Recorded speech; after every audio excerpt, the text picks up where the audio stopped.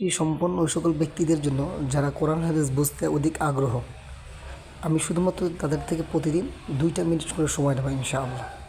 আজকে আমাদের দ্বিতীয় ক্লাস চলতেছে। দ্বিতীয় ক্লাসে কিছু শব্দার্থ আগে পড়ে নেই।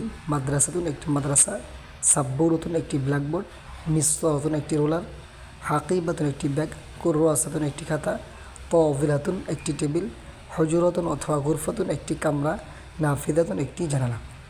তো আমরা গত ক্লাসে পড়েছিলাম হাদা হাদি যালিকা তিলকা। গত ক্লাসে হাদা এবং যালিকার ব্যবহার গিয়েছে, আজকে আসছে হাদি এবং তিলকা।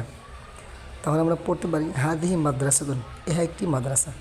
তিলকা সাব্বুরাতুন, ওহা একটি ব্ল্যাকবোর্ড। হাদিহি হুজরাতুন, ইহা একটি কামরা। তিলকা হাকিবাতুন, ওহা একটি ব্যাগ। হাদিহি কুররাসাতুন, ইহা একটি খাতা। তিলকা তাওবিলাতুন, ওহা একটি টেবিল। হাদিহি মিসতরাতুন, ইহা একটি রুলার। হাদিহি সাব্বুরাতুন, ইহা একটি ব্ল্যাকবোর্ড। তিলকা নাফিদাতুন, ওহা একটি জানালা। হাদিহি তাওবিলাতুন, ইহা একটি টেবিল। তো আমরা এই শব্দার্থগুলো পড়ব এবং এর ব্যবহার দেখব। তিলকা মিসতরাতুন, ওহা একটি রুলার।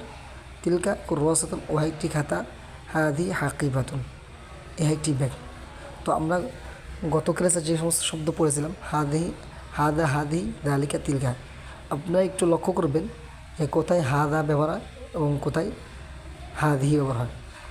গত ক্লাসে যে সমস্ত শব্দার্থগুলো ছিল সেগুলো একটার শেষেও তা ছিল না, এই কারণে হাদা আসছে আর যালিকা আসছে। আর পরের ক্লাসে দ্বিতীয় ক্লাসে সবগুলো শব্দের শেষে গোলতা আছে, এই কারণে হাদি এবং তিলকা আসছে।